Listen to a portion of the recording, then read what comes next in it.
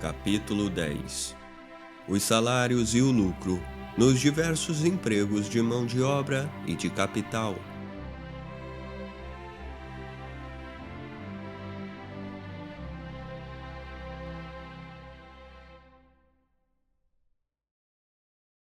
Em seu conjunto, as vantagens e desvantagens dos diversos empregos de mão de obra e de capital em regiões vizinhas entre si devem ser perfeitamente iguais ou continuamente devem tender à igualdade.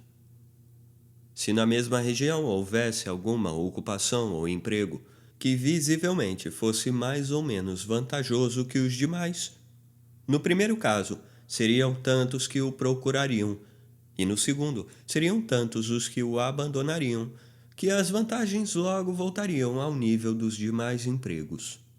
Isso aconteceria, em todo caso, em uma sociedade em que se deixasse as coisas seguirem seu curso natural e em que houvesse perfeita liberdade, tanto para cada um escolher as profissões que acreditasse apropriadas, como para mudar de profissão sempre que considerasse conveniente.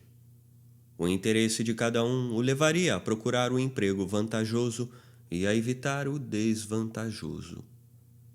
Os salários em dinheiro e o lucro, na realidade, são extremamente diferentes em toda a Europa, de acordo com os diferentes empregos de mão de obra e de capital. Essa diferença tem origem, em parte, em certas circunstâncias ou fatores inerentes aos próprios empregos, fatores esses que realmente, ou ao menos na imaginação das pessoas, respondem por um pequeno ganho pecuniário em alguns e contrabalançam um grande ganho em outros. E é em parte na política vigente na Europa, que em nenhum lugar permite que as coisas ocorram com plena liberdade. A consideração específica dessas circunstâncias e da mencionada política faz com que este capítulo se divida em duas partes. Parte primeira: desigualdades decorrentes da natureza dos próprios empregos. São 5 as principais circunstâncias que, segundo tenho podido observar, respondem por um pequeno ganho pecuniário em alguns empregos e contrabalançam um ganho grande em outros.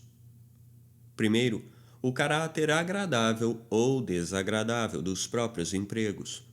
Segundo, a facilidade e o pouco dispêndio, ou a dificuldade e o alto dispêndio, exigidos para a aprendizagem dos empregos. Terceiro, a constância ou inconstância desses empregos. Quarto, o grau pequeno ou grande de confiança colocado naqueles que os ocupam. Quinto, a probabilidade ou improbabilidade de ter sucesso neles. Primeiramente, os salários do trabalho variam segundo a facilidade ou dureza, o grau de limpeza ou sujeira, o prestígio ou desprestígio da profissão. Assim, na maioria dos lugares, considerando-se o ano todo, um oficial de alfaiate ganha menos do que um oficial de tecelão. Seu trabalho é muito mais fácil.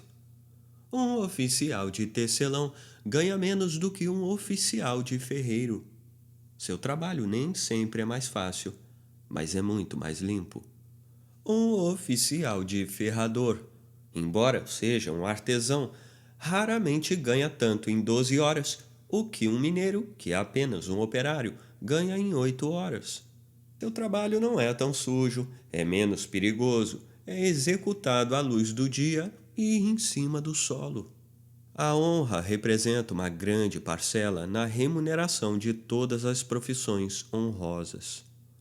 Quanto aos ganhos pecuniários, considerando tudo, geralmente essas profissões são mal remuneradas, como procurarei mostrar depois.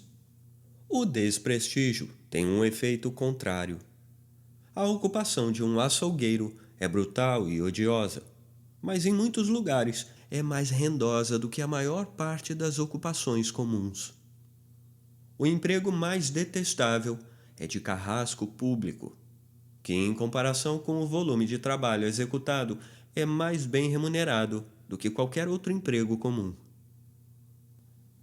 A caça e a pesca. A caça e a pesca. Ocupações mais importantes da humanidade no estágio primitivo da sociedade.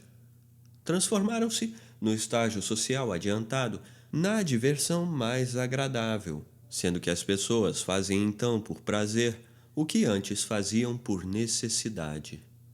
Portanto, no estágio social adiantado, são todas pessoas muito pobres, aquelas que abraçam como profissão o que para outros é um passatempo. Os pescadores são os mesmos desde o tempo de Teócrito. Um caçador furtivo é em toda parte da Grã-Bretanha uma pessoa muito pobre. Em países em que o rigor da lei não admite essa ocupação, o caçador com permissão legal não está em muito melhores condições. O gosto natural por aqueles empregos faz com que um maior número de pessoas os prefiram em relação àquelas que podem viver confortavelmente por meio deles. E o produto de seu trabalho, em proporção à sua quantidade, chega sempre ao mercado muito barato, para que possa permitir mais do que os meios mínimos de subsistência aos trabalhadores. O caráter desagradável e o desprestígio afetam os lucros do capital da mesma maneira que os salários do trabalho. O proprietário de uma estalagem ou taverna, que nunca é dono de sua própria casa e que está exposto à brutalidade de qualquer beberrão, exerce uma profissão que não é nem muito agradável, nem muito prestigiada. No entanto, dificilmente existe uma profissão comum, na qual um capital tão reduzido produza um lucro tão grande. Em segundo lugar, os salários do trabalho variam com a facilidade e o pouco dispêndio, ou a dificuldade e a alta despesa requeridas para aprender a ocupação. Quando se instala uma máquina cara, deve-se esperar que o trabalho extraordinário a ser executado por ela, antes que ela se desgaste, permita recuperar o capital nela investido, no mínimo com o lucro normal. Uma pessoa formada ou treinada, a custo de muito trabalho e tempo, para qualquer ocupação que exija destreza e habilidade extraordinárias, pode ser comparada a uma dessas máquinas dispendiosas. Espera-se que o trabalho que essa pessoa aprende a executar, além de garantir-lhe o salário normal de um trabalho comum, lhe permita recuperar toda a despesa de sua formação, no mínimo com os lucros normais de um capital do mesmo valor. E isso deve acontecer dentro de um prazo razoável, levando-se em conta a duração muito incerta da vida humana, da mesma forma como se leva em conta a durabilidade mais certa da máquina. A diferença entre os salários do trabalho qualificado e os do trabalho comum está fundada neste princípio. A política europeia considera o trabalho de todos os mecânicos, artífices e operários de manufaturas como trabalho qualificado e o de todos os trabalhadores do campo como trabalho comum. Parece supor que o trabalho dos primeiros é de natureza mais exata e mais delicada que o dos segundos. Em alguns casos, talvez isso seja até verdade. Mas na maioria dos casos, ocorre coisa bem diferente, como procurarei mostrar mais adiante. Eis porque as leis e costumes da Europa, para qualificar uma pessoa a executar um determinado tipo de trabalho, impõem a necessidade de uma aprendizagem, embora com rigor diferente, conforme os lugares. Os outros empregos deixam-nos livres e abertos a quem queira. Durante o período de aprendizagem, o trabalho integral do aprendiz pertence a seu patrão. Durante esse período, o aprendiz, em muitos casos, deve ser mantido pelos seus pais ou parentes, e quase em todos os casos, depende deles para vestir-se. Costuma-se também pagar algum dinheiro ao patrão por ensinar ao aprendiz a ocupação. Os que não podem dar dinheiro dão tempo, ou então permanecem sem remuneração por um período de anos maior do que o costumeiro. Um tratamento que, além de não ser sempre vantajoso para o patrão, por causa da habitual preguiça dos aprendizes, representa sempre uma desvantagem para os aprendizes. Ao contrário, no trabalho do campo, o trabalhador, enquanto desempenha as tarefas mais fáceis, aprende as tarefas mais difíceis da profissão e, com seu próprio trabalho, mantém-se em todos os estágios de seu emprego. É, pois, razoável que na Europa os salários dos mecânicos, artífices e operários de manufaturas sejam algo mais altos que os dos trabalhadores comuns. E realmente o são. E seus ganhos maiores fazem com que, na maioria dos lugares, sejam considerados como uma categoria superior de pessoas. Todavia, essa superioridade é geralmente muito pequena. Os ganhos diários ou semanais dos oficiais nos tipos mais comuns de manufatura, tais como a de tecidos simples de linho e lã, se computada a média, na maioria dos lugares, representam pouco mais do que o salário diário dos trabalhadores comuns. Certamente sua profissão é mais constante e uniforme, e a superioridade de seus ganhos, considerado o ano todo, pode ser algo maior. Entretanto, parece evidente que não é maior do que o suficiente para compensar o custo mais alto de sua formação. A formação para as artes inventivas e para as profissões liberais é ainda mais cansativa e dispendiosa. Em consequência disso, a remuneração de pintores e escultores, de advogados e médicos, deve ser muito superior. E realmente o é. Os lucros do capital parecem ser muito pouco afetados pela facilidade ou dificuldade de aprender a ocupação em que o capital é aplicado. Com efeito, todos os diversos modos de emprego comum de capital nas grandes cidades parecem ser mais ou menos igualmente fáceis e igualmente difíceis de aprender. Determinado setor do comércio externo ou interno dificilmente pode ser uma ocupação muito mais complexa do que outra. Em terceiro lugar, os salários do trabalho em ocupações diferentes variam com a constância ou a inconstância do emprego. O emprego é muito mais constante em algumas ocupações do que em outras. Na maior parte das manufaturas, um diarista pode estar bastante seguro de emprego quase todos os dias do ano em que tiver condições de trabalhar. Ao contrário, um pedreiro não tem condições de trabalhar com geada forte ou com mau tempo. E nas outras ocasiões, seu emprego depende dos chamados ocasionais de seus clientes. Consequentemente, ele está com frequência sujeito a não ter trabalho. Por esse motivo, o que ele ganha enquanto está ocupado não somente deve ser suficiente para mantê-lo quando está ocioso, mas também para dar-lhe alguma compensação por aqueles momentos de ansiedade e tristeza pelos quais às vezes passa ao pensar em sua situação precária. Portanto, lá onde os ganhos da maior parte dos operários manufatureiros estão mais ou menos ao mesmo nível dos salários diários dos trabalhadores comuns, os salários dos pedreiros são entre 50% e 100% mais altos que aqueles. Lá onde os trabalhadores comuns ganham 4 ou 5 xelins por semana, os pedreiros com frequência ganham 7 ou 8. Lá onde os primeiros ganham 6, os segundos ganham 9 ou 10. E onde os primeiros ganham 9 ou 10, como em Londres, os segundos geralmente ganham 15 ou 18.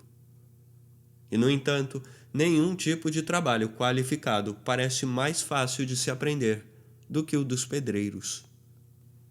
Afirma-se que os carregadores de cadeirinhas de Londres durante o verão às vezes se empregam como pedreiros.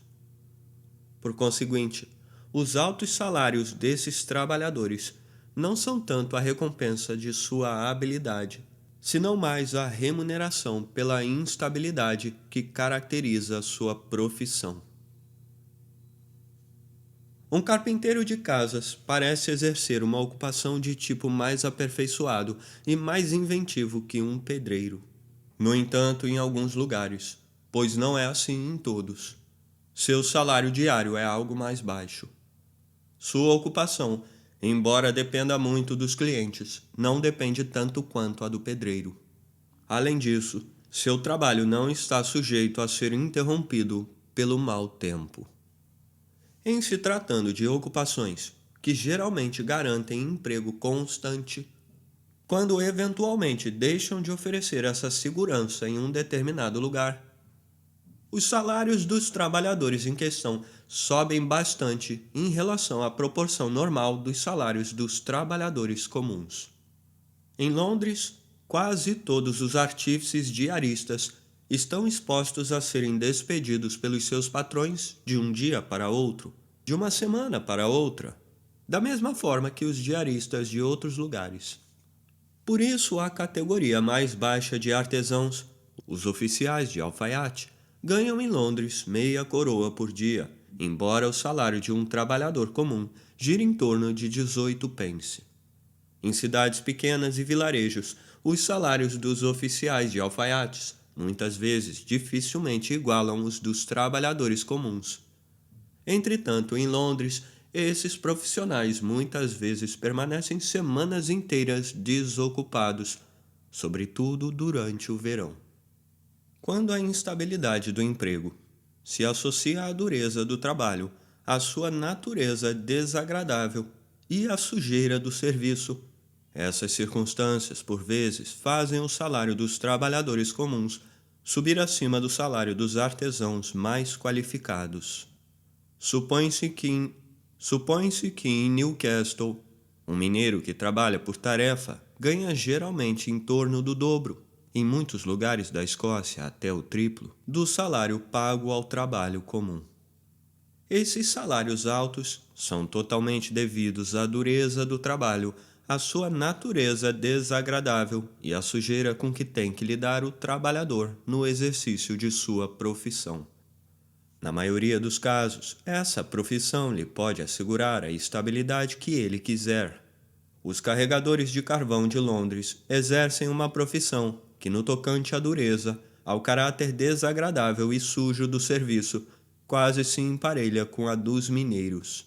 Devido à irregularidade inevitável das chegadas dos navios transportadores de carvão, essa profissão necessariamente oferece muito pouca estabilidade para a maioria deles. Se, portanto, os mineiros ganham 2 e até 3 vezes o salário dos trabalhadores comuns, não deve parecer estranho que os carregadores de carvão devam ganhar às vezes 4 ou 5 vezes o que ganham os trabalhadores comuns. Na pesquisa feita sobre a condição deles há alguns anos atrás, constatou-se que, com a taxa de salário vigente para eles, podiam ganhar de 6 a 10 shillings por dia. 6 shillings correspondem mais ou menos a 4 vezes o salário de um trabalhador comum em Londres, sendo que em cada ocupação específica o salário mínimo comum pode sempre ser considerado como o ganho efetivamente auferido pela maioria. Entretanto, por mais exorbitantes que possam parecer esses salários, se fossem mais do que o suficiente para compensar todos os fatores desagradáveis da profissão, surgiria logo um número tão grande de concorrentes que obrigaria a reduzir esses salários a um nível mais baixo, tanto mais em se tratando de uma ocupação que não tem nenhum privilégio exclusivo. A estabilidade ou instabilidade oferecida por uma ocupação não pode afetar o lucro normal do capital em nenhuma ocupação.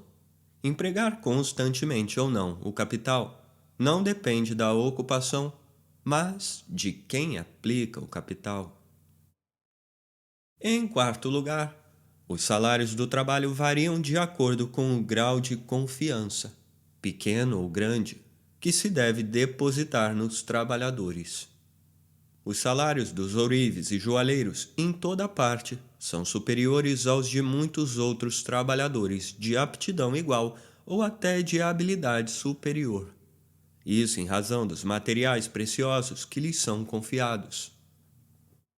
Confiamos nossa saúde ao médico, nossa fortuna e às vezes nossa própria vida ao advogado ou procurador.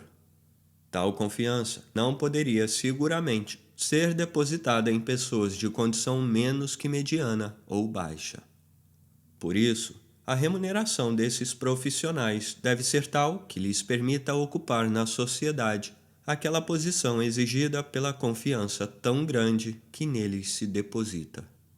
O grande dispêndio de tempo e de dinheiro necessário para formar um profissional dessa categoria, se aliado a essa circunstância, aumenta necessariamente ainda mais o preço de seu trabalho.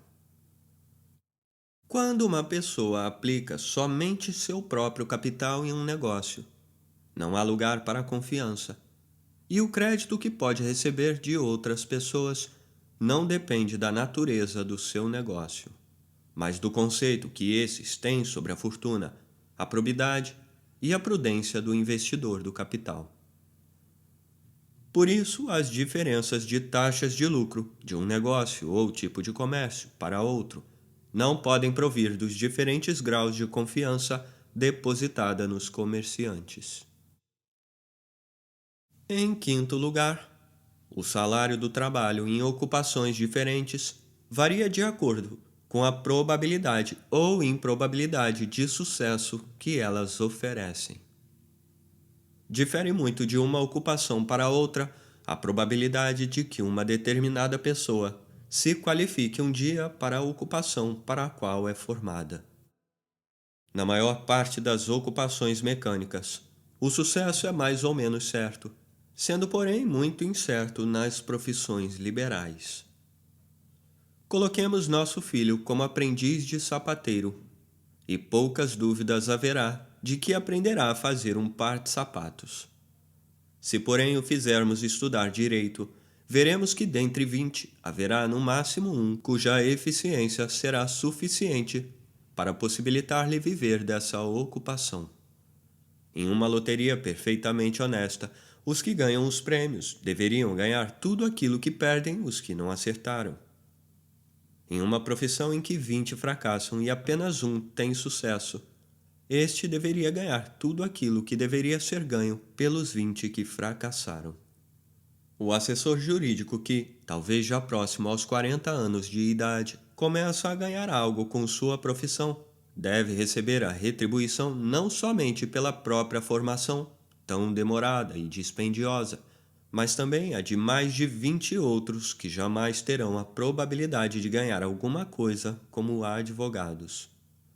Por mais exorbitantes que possam parecer os honorários cobrados pelos advogados ou assessores jurídicos, sua retribuição real nunca é igual a isso. Calcule-se em qualquer lugar específico o que ganha provavelmente por ano e o que provavelmente gastam anualmente todos os diferentes trabalhadores comuns, tais como os sapateiros, os tecelões, e se verá que os ganhos geralmente superam os gastos. Faça-se agora o mesmo cálculo em relação a todos os advogados e estudantes de direito em todas as diversas escolas de direito em Londres, e se verá que seus ganhos anuais têm muito pouca proporção com seu gasto anual, mesmo que se acredite que os ganhos são grandes e as despesas pequenas. A loteria do direito está, portanto, muito longe de ser uma loteria perfeitamente honesta. Essa, como muitas outras profissões liberais e respeitáveis, é evidentemente mal remunerada em termos de dinheiro. Não obstante isso, essas profissões mantêm-se ao nível de outras ocupações, e a despeito desses desestímulos, todos os espíritos mais generosos e liberais anseiam por exercê-las. Duas são as causas que contribuem para recomendá-las. Primeiro, o desejo da reputação que a carreira lhes promete. Segundo, A confiança natural, alimentada mais ou menos por cada um, não somente em suas próprias capacidades, mas também na boa sorte. Sobressair em uma profissão, na qual apenas alguns conseguem atingir a mediocridade, constitui a marca mais decisiva do que se chama gênio ou talento superior. A admiração pública que se dispensa a tais habilidades exímias sempre faz parte da remuneração que merecem, maior ou menor, na medida em que o grau for mais ou menos alto. Em se tratando de uma profissão médica, esta admiração pública representa uma parte considerável da remuneração que lhe é efetivamente paga. Uma parte talvez ainda maior no caso de um advogado. No caso de um poeta e de um filósofo, a admiração e o respeito públicos representam quase a remuneração completa que se lhes dá. Existem alguns belos e apreciáveis talentos que provocam uma espécie de admiração em relação àqueles que os possuem. Mas o exercício desses talentos por amor ao lucro é considerado, quer com razão ou por preconceito, como uma espécie de prostituição pública. A remuneração pecuniária, portanto, daqueles que exercem tal profissão deve ser suficiente, não somente para pagar o tempo, o trabalho e a despesa de adquirir os talentos, como também para o descrédito que envolve o seu emprego como meio de subsistência.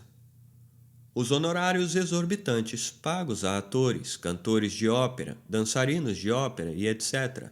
estão fundados nesses dois princípios: a raridade e beleza dos talentos e o descrédito de empregá-los dessa maneira. Salta à vista que seria absurdo menosprezar suas pessoas e, não obstante isso, remunerar seus talentos com prodigalidade tão excessiva. Fazendo uma coisa, porém, necessariamente fazemos a outra. Se a opinião ou o preconceito público algum dia mudassem em relação a essas ocupações, sua remuneração pecuniária logo diminuiria. Seriam mais numerosas as pessoas que as abraçariam, e a concorrência logo reduziria rapidamente o preço de seu trabalho. Esses talentos, embora estejam longe de ser comuns, de forma alguma são tão raros como se imagina. Muitas pessoas os possuem à perfeição, mas desdenham em utilizá-los. E muitas mais seriam as capazes de adquirir tais talentos, se com eles se pudesse fazer algo digno de respeito. O altíssimo conceito que a maior parte das pessoas tem de suas próprias habilidades constitui um mal antigo, salientado pelos filósofos e moralistas de todas as épocas. Tem-se dado pouca atenção à absurda presunção que elas têm quanto à própria sorte. E, no entanto, quando possível, ela é ainda mais ilimitada. Não existe ninguém que, com razoável saúde e disposição, esteja totalmente isento desse defeito. A possibilidade de lucro é mais ou menos supervalorizada por todos, ao passo que a perda é subvalorizada pela maioria, sendo pouquíssimos os que com razoável saúde e boa disposição são mais valorizados do que merecem. Que a possibilidade de lucro é naturalmente supervalorizada, conclui-se do sucesso universal das loterias. O mundo jamais viu nem nunca verá uma loteria perfeitamente honesta, ou em que o lucro total compense a perda total. Porque o empreiteiro nada poderia fazer nesse sentido. Nas loterias do Estado, os bilhetes realmente não valem o preço que é pago pelos assinantes originários. E apesar disso, geralmente se vendem no mercado por 20, 30 e às vezes 40%, com pagamento adiantado. A esperança vã de ganhar alguns dos grandes prêmios é a única razão dessa demanda. As pessoas mais sóbrias dificilmente consideram loucura pagar uma pequena quantia pela possibilidade de ganhar 10 ou 20 mil libras, embora saibam que mesmo essa pequena quantia é talvez 20 ou 30% mais do que vale a possibilidade. Em uma loteria em que nenhum prêmio passasse de 20 libras, não haveria a mesma procura de bilhetes. Para ter melhor probabilidade de ganhar algum dos grandes prêmios, alguns compram vários bilhetes e outros compram pequenas cotas em número ainda maior. E, no entanto, não existe axioma mais certo em matemática do que o seguinte: quanto mais bilhetes se arrisca, tanto maior é a probabilidade de perder. Que o risco de perder é frequentemente subvalorizado e dificilmente valorizado mais do que merece, deduzimos-lo do lucro muito modesto das seguradoras. Para fazer seguro contra fogo ou contra os riscos do mar, de toda maneira, o prêmio normal deve ser suficiente para compensar as perdas comuns, para pagar as despesas de administração e garantir um lucro igual ao que se teria auferido empregando o capital em qualquer negócio comum. A pessoa que não paga mais do que isso, evidentemente não paga mais do que o valor real do risco, ou seja, o preço mínimo ao qual pode razoavelmente esperar segurança contra o risco. Mas, enquanto muitos são os que ganharam pouco dinheiro com seguros, muito poucos são os que conseguiram fazer uma grande fortuna com isso. Já a partir dessa consideração, parece suficientemente óbvio que normalmente o balanço de lucros e perdas não é mais vantajoso nesse negócio do que em outros negócios comuns com os quais tantas pessoas fazem fortuna. Por mais moderado que seja o prêmio geralmente pago pelo seguro, muitos menosprezam excessivamente o risco, despreocupando-se de pagar por ele. Considerando a média de todo o Reino Unido, 19 casas dentre 20, ou talvez 99 dentre 100, não têm seguro contra incêndio. O caso do seguro contra riscos marítimos é mais alarmante para a maior parte das pessoas, e a proporção dos navios assegurados em relação aos não assegurados é muito maior. Muitos são os que navegam em qualquer estação e mesmo em tempo de guerra, sem qualquer seguro. É possível que às vezes isso não represente nenhuma imprudência. Quando uma grande companhia, ou mesmo um grande comerciante, tem 20 ou 30 navios no mar, estes podem, por assim dizer, garantir segurança um ao outro. O prêmio economizado por todos eles pode mais que compensar as perdas, assim como são suscetíveis de enfrentar o curso comum de possibilidades. Todavia, a negligência que se observa no tocante ao seguro de navegação, da mesma forma que com referência a casas, na maioria das vezes, não é a consequência de um cálculo ponderado das vantagens e desvantagens, mas de mera precipitação despreocupada e de menosprezo presunçoso do risco. O menosprezo do risco e a esperança presunçosa do sucesso em nenhuma fase da vida estão mais presentes do que na idade em que os jovens escolhem sua profissão. Nessa idade, o receio do insucesso tem muito pouca capacidade para equilibrar a esperança de sucesso. Isso se evidencia na presteza do povo em geral de alistar-se como soldado ou como marinheiro, do que na ansiedade por parte dos de melhor posição de entrar nas chamadas profissões liberais. São suficientemente óbvias as perdas às quais está sujeito um soldado comum. Todavia, sem levar em conta o perigo, os voluntários jovens nunca se alistam com tanta prontidão como no início de uma nova guerra. E embora dificilmente tenham pouquíssima oportunidade de ser promovidos, imaginam em suas fantasias juvenis 1000 oportunidades para conquistar honrarias e distinções que nunca ocorrem. Essas esperanças românticas representam o preço total de seu sangue. Sua remuneração é inferior à dos trabalhadores comuns e seu desgaste físico no serviço ativo é muito maior. A loteria da vida no mar, em seu conjunto, não apresenta tantas desvantagens quanto a do exército. O filho de um bom trabalhador ou artesão pode muitas vezes ser marinheiro com o consentimento de seu pai. Mas se alista como soldado, o faz sempre sem esse consentimento. Outras pessoas enxergam algum jeito dele conseguir algo numa carreira. Somente ele acha que nada se pode conseguir abraçando outra carreira. O grande almirante é menos alvo de admiração pública de que o grande general, e o maior sucesso no serviço da Marinha promete uma fortuna e uma reputação menos brilhantes do que igual sucesso em terra. A mesma diferença encontra-se em todos os graus inferiores de promoção nas duas carreiras.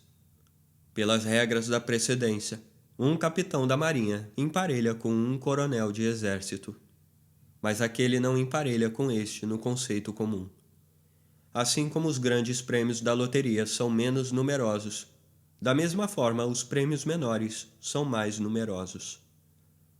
Por isso, os marujos comuns fazem alguma fortuna e obtêm alguma promoção, com mais frequência que os soldados comuns, sendo a esperança dos grandes prêmios que mais recomenda a carreira.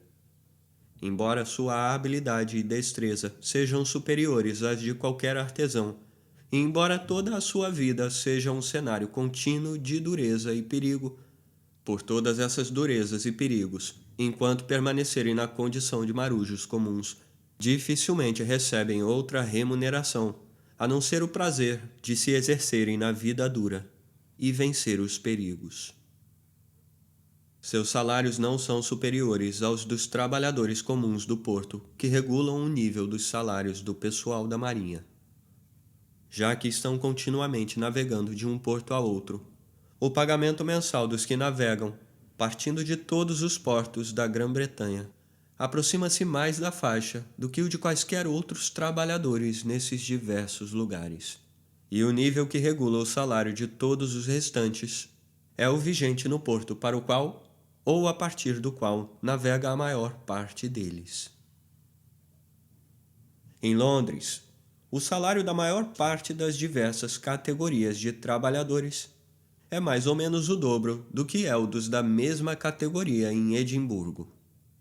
Mas os marujos que navegam a partir do porto de Londres raramente ganham acima de 3 ou 4 shillings por mês a mais do que os que navegam a partir do porto de Leith. E muitas vezes a diferença não é tão grande. Em tempo de paz e no serviço comercial, o preço de Londres é de 1 guinéu até aproximadamente 25 shillings por mês civil. Um trabalhador comum de Londres, a taxa de 9 ou 10 shillings por semana, pode ganhar, em um mês civil, de 40 a 45 shillings. Certamente o marujo, além da sua remuneração em dinheiro, recebe alimentação. Contudo, o valor desta nem sempre supere a diferença entre sua remuneração e a do trabalhador comum. E mesmo que às vezes pudesse superar, o excedente não representaria um ganho real para o marujo, pois não pode partilhá-lo com sua esposa e família, que precisa manter em casa com seu salário. Os perigos e a difícil fuga de uma vida de aventuras, ao invés de desencorajar os jovens, parecem frequentemente constituir uma carta de recomendação para eles. Uma mãe carinhosa, entre as classes inferiores do povo, muitas vezes tem medo de mandar o filho à escola em uma cidade portuária, com medo de que a vista dos navios e as conversas e aventuras dos marujos o atraiam para o mar. A perspectiva distante dos azares dos quais podemos esperar livrar-nos pela coragem e a habilidade não é desagradável para nós e não aumenta o salário do trabalho em nenhum emprego. Acontece o contrário com aqueles em que a coragem e a habilidade podem não ser de nenhuma valia. Nas ocupações que sabidamente são muito insalubres, os salários são sempre muito elevados. A insalubridade é algo de desagradável, sendo sob esse item que se deve enquadrar seus efeitos sobre os salários do trabalho. Em todos os diversos empregos de capital, a taxa normal de lucro varia mais ou menos de acordo com a certeza ou a incerteza do retorno. Este retorno geralmente é menos incerto no comércio interno do que no comércio exterior, sendo também menos incerto em certos setores do comércio exterior do que em outros. Por exemplo, O retorno é menos incerto no comércio com a América do Norte do que no comércio com a Jamaica. A taxa normal de lucro sempre aumenta mais ou menos de acordo com o risco. Todavia, não parece variar sempre proporcionalmente ao risco ou de forma a compensá-lo por completo. As bancarrotas são mais frequentes nas ocupações mais arriscadas. A mais arriscada de todas as profissões, a dos contrabandistas, embora seja também a mais rendosa quando as aventuras logram êxito, é o caminho infalível para a bancarrota. A esperança presunçosa de sucesso parece agir aqui, assim como em todas as outras ocasiões, e atrair tantos aventureiros a estas profissões arriscadas, do que a sua competição reduz o lucro abaixo do suficiente para compensar o risco. Para compensá-lo por completo, o retorno normal deve, além do lucro normal do capital, não somente cobrir todas as perdas ocasionais, mas também assegurar um lucro excedente, da mesma natureza que o lucro das seguradoras. Ora, se o retorno normal fosse suficiente para cobrir tudo isso, as bancarrotas não seriam mais frequentes nessa ocupação do que em outras. Portanto, das 5 circunstâncias que fazem variar os salários do trabalho, somente 2 afetam os lucros do capital: o caráter agradável ou desagradável da ocupação e o risco ou segurança que a caracteriza. Quanto ao caráter agradável ou desagradável, pouca ou nenhuma diferença existe entre a maioria dos diversos tipos de aplicação de capital, mas a diferença é grande entre os diversos tipos de trabalho. Quanto ao risco, embora o lucro normal do capital aumente com ele, nem sempre parece aumentar na mesma proporção que ele. De tudo o que expus, segue-se que, na mesma sociedade ou em suas proximidades, as taxas normais e médias de lucro nos diversos empregos de capital devem estar mais niveladas do que os salários em dinheiro dos diversos tipos de trabalhos. Na realidade, assim é. A diferença entre o salário de um trabalhador comum e o de um advogado ou médico bem empregados é evidentemente muito maior do que a diferença existente entre os lucros normais em 2 setores quaisquer de empregos de capital.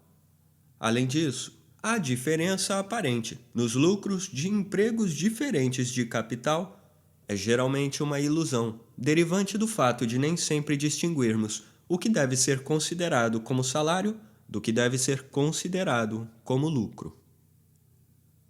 O lucro dos farmacêuticos tornou-se proverbial, denotando alguma coisa fora do comum. Todavia, esse aparente lucro extraordinário muitas vezes não é outra coisa senão um salário razoável do trabalho. A habilidade exigida de um farmacêutico é algo muito maior e muito mais delicado do que o trabalho de qualquer artesão, sendo muito maior a confiança que nele se deposita. Ele é o médico dos pobres em todos os casos e também dos ricos quando o perigo não é muito grande. Em consequência, sua remuneração deve ser consentânea à habilidade que dele se requer e à confiança que nele se deposita, e ela geralmente vem do preço ao qual ele vende seus remédios. Por outro lado, o total de remédios que um bom farmacêutico venderá em um ano em uma grande cidade talvez não lhe custe mais do que 30 ou 40 libras. Embora, portanto, ele os venda por 300 ou 400, ou seja, a 1000% a mais, isso muitas vezes pode não representar mais do que o salário razoável de seu trabalho, já que esse é o único meio de que dispõe para cobrar sua mão de obra, ou seja, incluindo-a no preço de seus remédios. Como se vê, a maior parte do lucro aparente é representada pelos salários reais, disfarçados em forma de lucro. Em uma pequena cidade portuária, um pequeno merceeiro ganhará 40 ou 50% sobre um capital de 100 libras. enquanto que um grande atacadista, na mesma localidade, dificilmente ganhará 8 ou 10% sobre um capital de 10.000. O trabalho do merceeiro pode ser necessário para a conveniência dos moradores, e a estreiteza do mercado pode não comportar o emprego de um capital maior. Entretanto, o trabalho de uma pessoa deve não somente dar-lhe o necessário para viver, mas o necessário para viver, de acordo com as qualificações que a profissão dela exige. Além de possuir um pequeno capital, ela deve ser capaz de ler, escrever, calcular e deve também ser um juiz razoável, tendo talvez que emitir julgamento sobre 50 ou 60 tipos diferentes de mercadorias, sobre seus preços, sua qualidade e os mercados em que pode comprá-las ao preço mais baixo. Em suma, deve ter todo o conhecimento necessário para um grande comerciante, sendo que nada o impede de sê-lo, senão a falta de capital suficiente. 30 ou 40 libras por ano não podem ser consideradas como remuneração excessiva pelo trabalho de tal pessoa com tantas aptidões. Deduza-se isso do lucro aparentemente grande de seu capital, e pouco mais restará, talvez, do que os lucros normais do capital. Também nesse caso, portanto, a maior parte do lucro aparente representa salários reais. A diferença entre o lucro aparente do varejista e o do atacadista é muito menor na capital do que em cidades pequenas e nos vilarejos, onde se pode empregar um capital de 10.000 libras em uma mercearia. Os salários do trabalho do merceeiro representam um acréscimo insignificante ao lucro real de um capital tão grande. O lucro aparente do varejista rico, portanto, está mais ou menos no mesmo nível daquele do atacadista.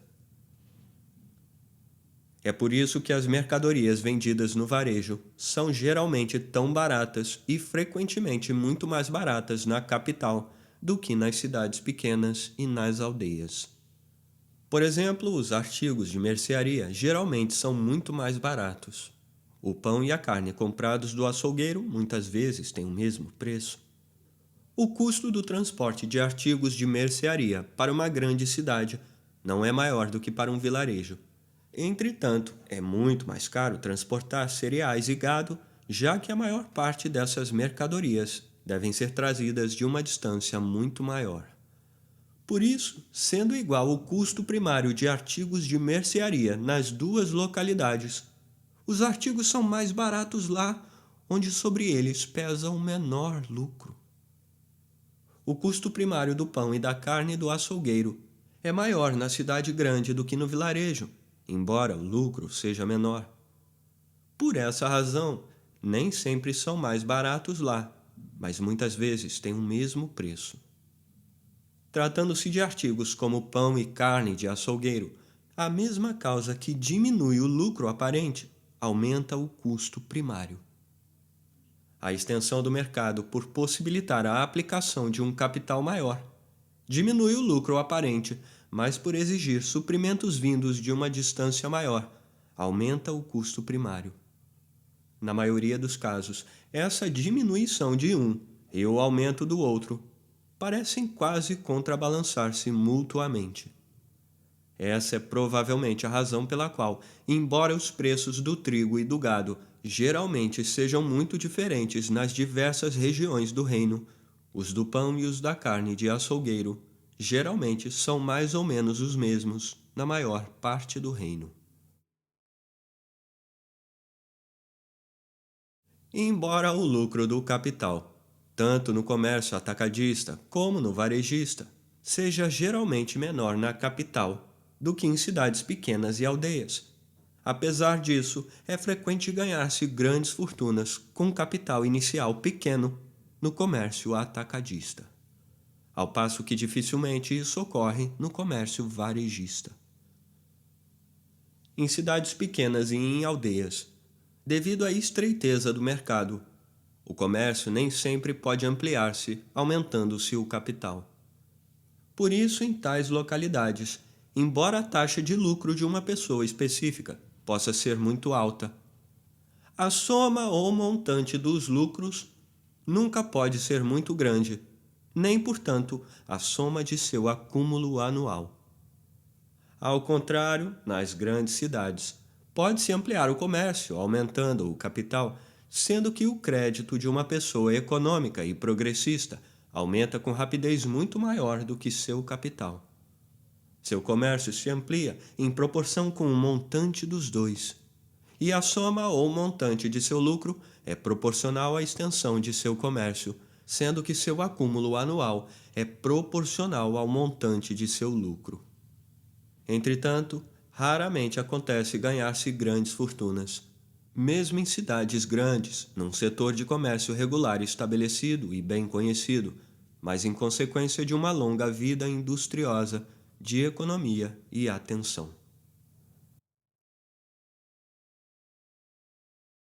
Às vezes é possível ganhar fortunas repentinas em tais lugares, mediante o que se chama comércio de especulação.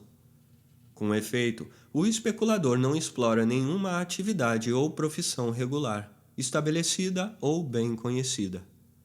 Nesse ano ele comercia com trigo, no próximo trabalha com vinho, e no ano seguinte opera com açúcar, tabaco ou chá. Entra em qualquer negócio ao prever que há probabilidade de auferir um lucro acima do normal, e o abandona no momento em que prevê que os lucros desse negócio voltarão ao nível dos outros. Seus lucros e perdas, portanto, não podem manter nenhuma proporção regular em relação àqueles de quem quer que tenha estabelecido um ramo de negócio bem conhecido. Um especulador audaz pode às vezes adquirir uma fortuna considerável com 2 ou 3 especulações sucessivas. Porém, tem probabilidade de perder sua fortuna em 2 ou 3 especulações mal sucedidas. Esse tipo de comércio só pode ter lugar em grandes cidades. Somente em localidades de grande comércio e correspondência é possível obter as informações necessárias. As 5 circunstâncias acima mencionadas, embora gerem desigualdades consideráveis de salário e de lucro do capital, não produzem nenhuma desigualdade no conjunto global das vantagens e desvantagens, reais ou imaginárias, dos diferentes empregos de mão de obra e de capital. A natureza dessas circunstâncias é tal que respondem por um ganho pequeno em alguns e contrabalançam com um ganho grande em outros. Entretanto, para que esta igualdade possa ocorrer no conjunto global de suas vantagens e desvantagens, requerem-se 3 coisas, mesmo onde exista a liberdade mais completa. Primeiro, os empregos devem ser bem conhecidos e estar bem estabelecidos há muito tempo nas redondezas. Segundo, devem estar em seu estado ou condição normal, ou seja, no que se pode chamar seu estado natural. Terceiro, devem ser o único ou o principal emprego dos que os ocupam. Primeiro, essa igualdade só pode ocorrer naquelas ocupações que são bem conhecidas e que há muito tempo estão estabelecidas na região. Em paridade com as demais circunstâncias, os salários, via de regra, são mais altos em profissões novas do que em antigas. Quando um planejador tenta estabelecer uma nova manufatura, deve primeiro atrair seus operários de outros empregos, oferecendo salários mais altos do que aqueles que esses podem receber em seu emprego atual, ou salários mais altos do que os que a natureza de seu trabalho de outra forma exigiria, não esquecendo que passará muito tempo até ele poder aventurar-se a reduzi-los ao nível normal. As manufaturas cuja demanda se deve totalmente à moda ou à imaginação mudam continuamente e raramente duram o suficiente para ser consideradas como manufaturas estabelecidas. Ao contrário, aqueles cuja demanda aumenta, principalmente em virtude do uso e da necessidade, são menos suscetíveis de mudança, sendo que a mesma forma ou textura podem continuar a ser objeto de demanda por vários séculos. Portanto, os salários do trabalho serão provavelmente mais altos nas manufaturas do primeiro tipo do que nas do segundo. Birmingham tem sobretudo manufaturas do primeiro tipo, ao passo que Sheffield tem mais das do segundo. Pelo que se afirma, as diferenças de salário entre essas duas cidades devem-se a esta diferença de natureza desses dois tipos de manufatura. A implantação de uma nova manufatura qualquer, de um novo setor de comércio, de uma nova prática na agricultura, é sempre uma especulação, da qual o planejador espera oferir lucros extraordinários. Esses lucros são às vezes muito grandes. Em outros casos, talvez mais frequentes, ocorre bem outra coisa. De modo geral, porém, esses lucros não guardam qualquer proporção em relação a outros antigos comércios na vizinhança. Se o negócio tiver êxito, os lucros costumam ser muito altos no início. Quando sua implantação estiver plenamente estabelecida e for completamente conhecida, a concorrência reduzirá o lucro ao nível de outros investimentos. Em segundo lugar, essa igualdade, no conjunto global das vantagens e desvantagens dos diferentes empregos de mão de obra e capital, só pode ocorrer no estado normal desses empregos, ou seja, o que se pode chamar de estado natural desses empregos. A demanda de quase todos os tipos de mão de obra é às vezes maior, às vezes menor do que a costumeira. No primeiro caso, as vantagens da ocupação aumentam acima do nível comum e, no segundo, descem abaixo dele. A demanda da mão de obra agrícola é maior na época do feno e na época da colheita do que durante a maior parte do ano. Ora, os salários sobem com a demanda de mão de obra.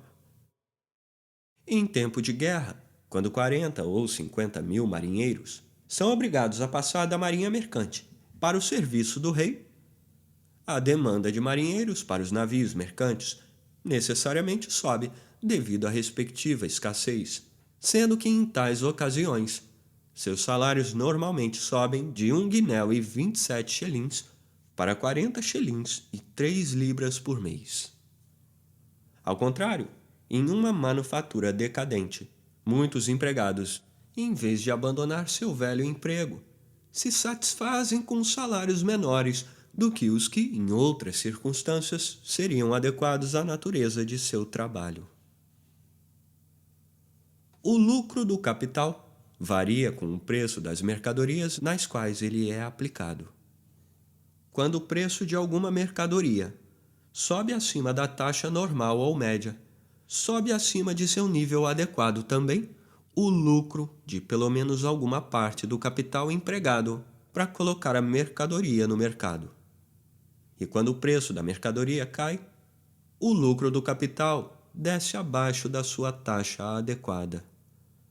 Todas as mercadorias são mais ou menos sujeitas a variações de preço, mas algumas delas o são muito mais que outras. Em todas as mercadorias que são produto do trabalho humano, o volume de trabalho empregado cada ano é necessariamente regulado pela demanda anual, de sorte que a produção anual média possa, quanto possível, ser igual ao consumo anual médio. Já se observou que em alguns empregos a mesma quantidade de trabalho produzirá sempre a mesma ou quase a mesma quantidade de mercadorias. Nas manufaturas de linho e de lã, por exemplo, o mesmo número de operários fabricará cada ano mais ou menos a mesma quantidade de tecido de linho ou de lã. Por isso, as variações no preço de mercado de tais produtos só podem provir de alguma variação acidental da demanda. Um luto público faz subir o preço do tecido preto, mas já que é mais ou menos uniforme a demanda da maioria dos tipos de tecidos de linho simples e lã simples, o mesmo acontecerá provavelmente com o preço. Todavia, há outros empregos nos quais o mesmo volume de trabalho nem sempre produz a mesma quantidade de mercadorias. Por exemplo, o mesmo volume de trabalho produzirá em anos diferentes quantidades muito diferentes de trigo, vinho, lúpulo, açúcar, tabaco, etc. Portanto, o preço dessas mercadorias varia não somente de acordo com a demanda, mas também de acordo com as variações, bem maiores e mais frequentes, da quantidade produzida. E, por conseguinte, nesse caso, o preço das mercadorias é extremamente flutuante. Ora, o lucro de alguns comerciantes necessariamente também flutuará de acordo com o preço das mercadorias. É com tais mercadorias que trabalham sobretudo os especuladores. Eles procuram comprar todo o estoque disponível quando preveem que seu preço está para subir e vendê-lo antes que ele provavelmente baixe. Em terceiro lugar, essa igualdade, no conjunto global das vantagens e desvantagens dos diversos empregos de mão de obra e de capital, só pode ocorrer nas ocupações que constituem o único ou o principal emprego que as pessoas ocupam. Quando uma pessoa ganha sua subsistência com uma ocupação que não lhe absorve a maior parte do tempo, nos intervalos de lazer, ela muitas vezes está disposta a exercer outra ocupação por um salário inferior ao normalmente exigido pela natureza da atividade. Em muitas regiões da Escócia, subsiste ainda um tipo de pessoas denominadas cotters ou cottagers, embora menos frequente hoje do que há alguns anos. São uma espécie de servos de fora, dos donos das terras e dos arrendatários. A remuneração que costumam receber de seus patrões consiste em uma casa, uma pequena horta para legumes, bem como grama suficiente para alimentar uma vaca e talvez 1 ou 2 acres de terra arável de má qualidade. Quando o patrão tem necessidade de seu trabalho, dá-lhes, além disso, 2 selamins de farinha de aveia por semana, valendo aproximadamente 16 pence esterlinos. Durante grande parte do ano, o patrão tem pouca ou nenhuma necessidade do trabalho deles, mas o cultivo do pequeno terreno de que dispõe não é suficiente para ocupá-los plenamente. Na época em que essas pessoas eram mais numerosas do que hoje, disse que estavam dispostas a dar seu tempo livre a qualquer um por uma remuneração muito pequena e que trabalhavam por salários mais baixos que outros empregados. Antigamente, parece que isso era comum em toda a Europa. Em regiões mal cultivadas e pouco habitadas, a maioria dos proprietários e arrendatários dispunham de outro meio para conseguir o contingente extraordinário de mão de obra que o trabalho no campo exige em certas épocas do ano. A remuneração diária ou semanal que esses trabalhadores recebiam de seus patrões, evidentemente, não representava o preço total de seu trabalho, já que sua pequena moradia representava uma parte considerável do preço. Parece, porém, que essa remuneração diária ou semanal foi considerada como a remuneração total paga por muitos escritores que pesquisaram os preços do trabalho e dos mantimentos em tempos antigos, e que sentiram prazer em apresentar como extremamente baixa essa remuneração. O produto desse tipo de trabalho, por sua natureza, muitas vezes chega ao mercado com um preço inferior àquele que lhe conviria. Em muitas partes da Escócia, pode-se comprar meias tricotadas em casa por preços muito abaixo daquelas feitas no tear, em qualquer lugar que seja. Elas são produzidas por criados e trabalhadores que oferem a maior parte de sua subsistência de algum outro emprego. Anualmente, Leif importa mais de 1.000 pares de meias de Shetland, sendo seu preço 5 a 7 pence o par. Em Lerwick, pequena capital das Ilhas Shetland, asseguraram-me que normalmente se paga 10 pence por dia a um trabalhador comum. Nas mesmas ilhas, tricotam meias de lã ao valor de 1 guinéu ou mais o par. Na Escócia, a fiação de linho é feita por pessoas cujo emprego principal é outro, mais ou menos da mesma forma como se fazem meias com tricô. As pessoas que quisessem ganhar a vida só com uma dessas duas ocupações teriam que contentar-se com uma subsistência muito precária. Na maior parte da Escócia, é uma boa fiandeira a mulher que conseguir ganhar 20 pence por semana. Em países ricos, o mercado geralmente é tão vasto que qualquer comércio é suficiente para empregar todo o trabalho e capital daqueles que o exercem. É sobretudo em regiões pobres que ocorrem casos em que a pessoa vive de um emprego e ao mesmo tempo ofere algum ganho de outra ocupação.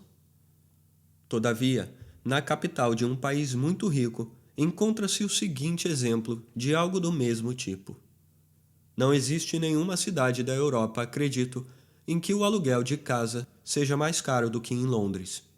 E, no entanto, não conheço nenhuma capital em que se possa alugar um apartamento mobiliado por preço tão baixo. O alojamento não somente é muito mais barato em Londres do que em Paris, mas é mais barato do que em Edimburgo, com o mesmo grau de qualidade. E o que pode parecer mais estranho, o alto preço do aluguel de casa é a causa do baixo preço do alojamento. O alto preço do aluguel de casa em Londres provém não somente daquelas causas que o tornam caro em todas as grandes capitais, o alto preço da mão de obra, de todos os materiais de construção, os quais geralmente precisam ser trazidos de longe, e, sobretudo, o alto preço da renda da terra, já que cada dono de terra age como monopolista, exigindo muitas vezes por um acre de terra de má qualidade em uma cidade, uma renda maior do que a que se pode auferir de 100 acres da melhor terra no campo. Mas deriva também, em parte, das maneiras e costumes peculiares do povo, que obrigam o chefe de uma família a alugar uma casa inteira de cima a baixo. Na Inglaterra, uma casa para morar significa tudo o que está contido debaixo do mesmo teto, ao passo que na França, na Escócia e em muitas outras partes da Europa, geralmente não mais do que um só andar. Um comerciante em Londres é obrigado a alugar uma casa inteira naquele bairro da cidade em que vivem seus clientes. Sua loja é no andar térreo, sendo que ele e sua família dormem no sótão. E o inquilino procura pagar uma parte do aluguel da casa, sublocando os 2 andares do meio a locatários. Ele espera manter sua família com seu negócio e não com o dinheiro que recebe de seus inquilinos.